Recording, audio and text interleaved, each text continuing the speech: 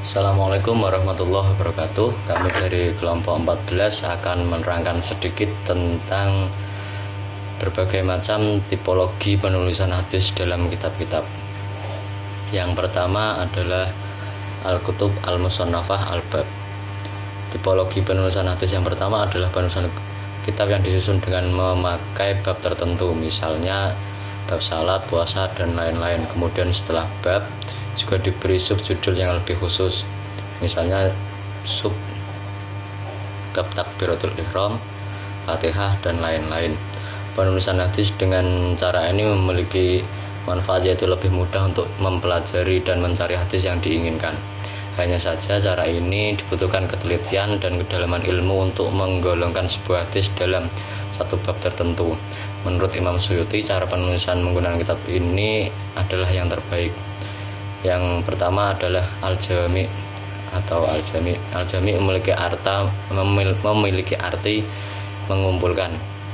Hal ini bisa dimaklumi karena tipologi hadis Al-Jami adalah kitab yang membahas banyak hal.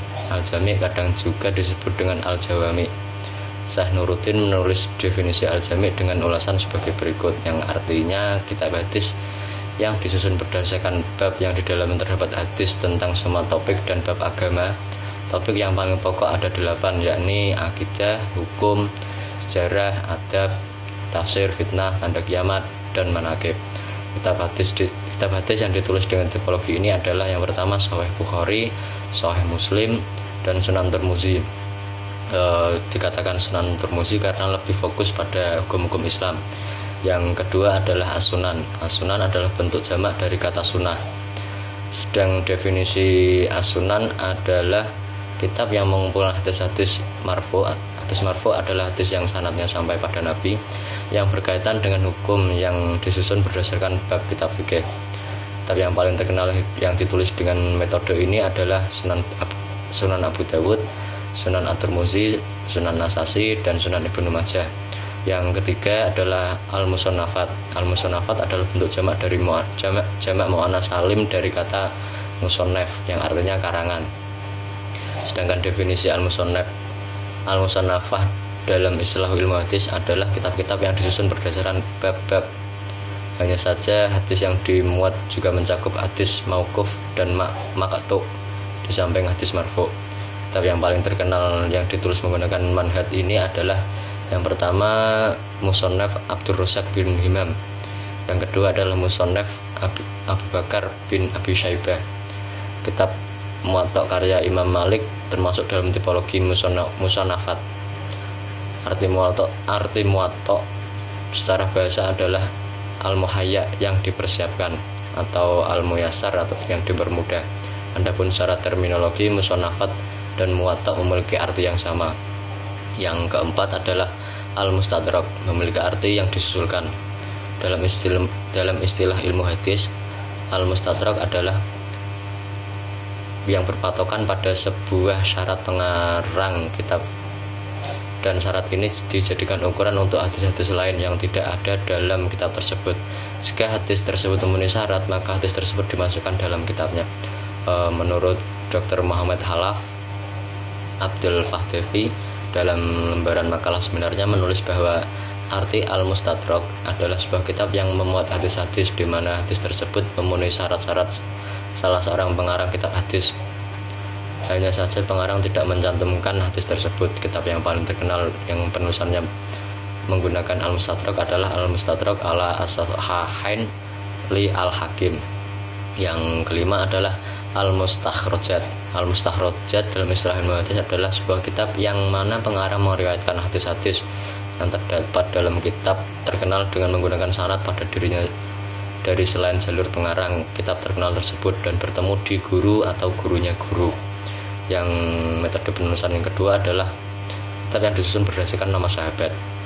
Manhaj atau tipologi penulisan hadis bagian kedua adalah kitab yang disusun berdasarkan nama sahabat Nabi.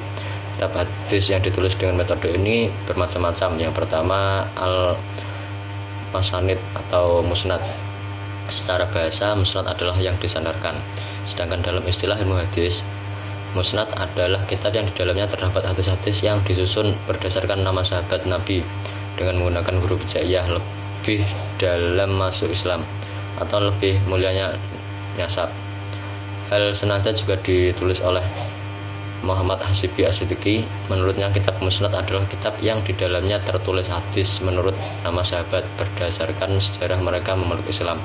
Kitab-kitab yang paling terkenal menggunakan tipologi penulisan ini adalah Musnad Imam Ahmad bin Hambal, Musnad Imam Ahmad bin Hambal, Musnad Abi Ya'la Al-Mausili. Yang kedua adalah Al-Atraf. Al-Atraf untuk jamak dari torfun yang berarti pinggir. Adapun torfun al-hadis adalah bagian hadis yang menunjukkan pada semua hadis atau sebuah ibarat atau ungkapan yang menunjukkan pada seluruh hadis, seperti hadis innamal a'malu binniyat.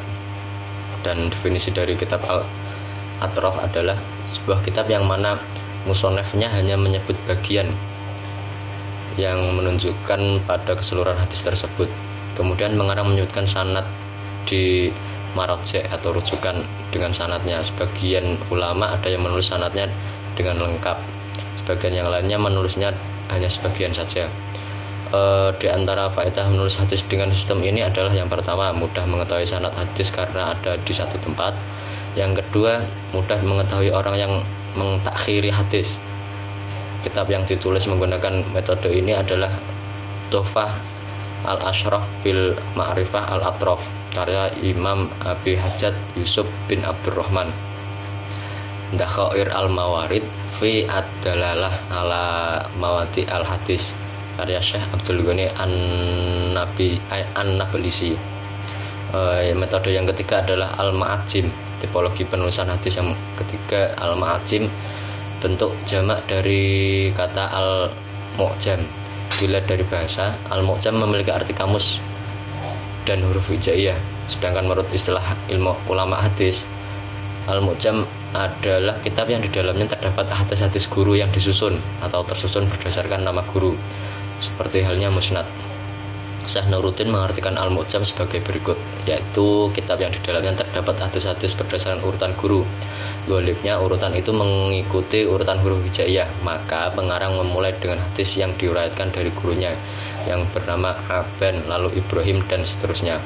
Adapun kitab yang paling terkenal yang ditulis dengan cara ini adalah yang pertama Al-Mu'jam As-Shaghir, Al-Mu'jam Al-Awsat, dan Al-Mu'jam Al-Kabir. Ketiga kitab ini disusun oleh Imam Tabrani. Kitab Al-Mu'jam Az-Zaghir Al-Awsat disusun berdasarkan nama gurunya, sedang Al-Mu'jam Al-Kabir disusun berdasarkan nama sahabat. Dengan demikian Al-Mu'jam Al-Kabir juga disebut dengan tipologi Al-Musnad.